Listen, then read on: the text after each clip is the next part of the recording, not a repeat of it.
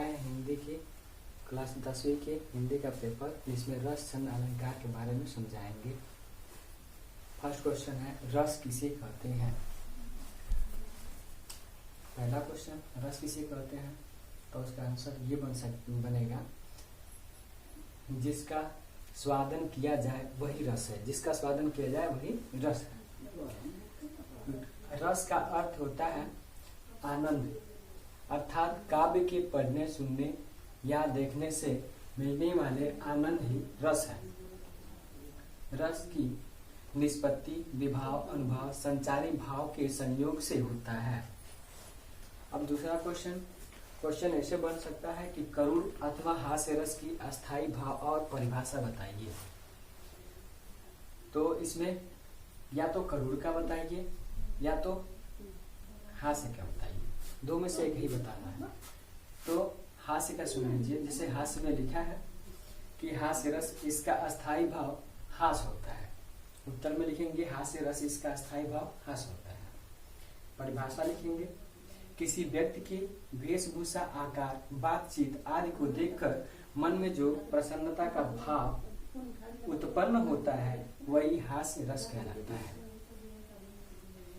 फिर से एक बार और सुन लीजिए कि किसी व्यक्ति की वेशभूषा, आकार आदि को देख करके मन में जो हंसी का भाव उत्पन्न होता है वही हास्य रस कहलाता है।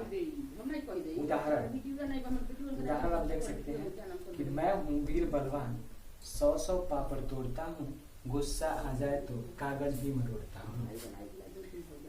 एग्जाम्पल में, उदाहरण में, मैं हूँ वीर बलवान, 100 पापड़ तोड़ता हूँ, गुस्सा आ जाए तो कागज भी मरोड़ता हूँ। ये हो गया आपका रस।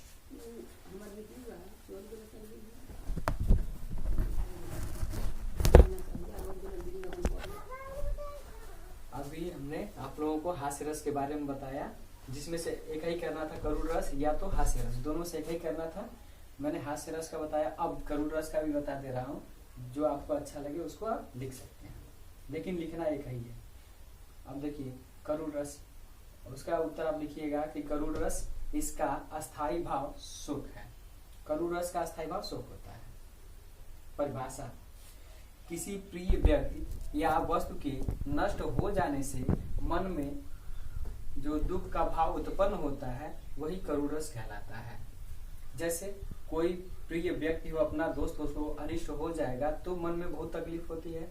या तो जैसे वस्तु में सबसे इस समय वस्तु सबसे कीमती क्या होता है, मोबाइल है। अगर वो गिर जाए, टूट जाए, नष्ट हो जाएगा तो मन में दुख का भाव उत्पन्न होगा ना, तो वही वो करुण रस कहलाता है कि दुख। उसका उदाहरण हो जाएगा, मणि खोए भुजंगशील, मणि खोए भुजंगशील, जननी फन सा फटक रही थी शीश, अंधी आज बनाकर मुझको क्या किया न्याय तुमने जगदीश। अब सरवण को जब तीर लग जाती है तो उनके माता पिता के वही एक आंख का तारा था वो भी छिन गया, तो वो ईश्वर से गुहार कर रहे हैं कि क्या मेरे वो आंख के तारा को, यानी कि मेरे मणि को छीन करके क्या आप मेरे साथ न्याय किया है ए जगदीश। और ये कर करके वो अपने प्राणों को त्याग देते।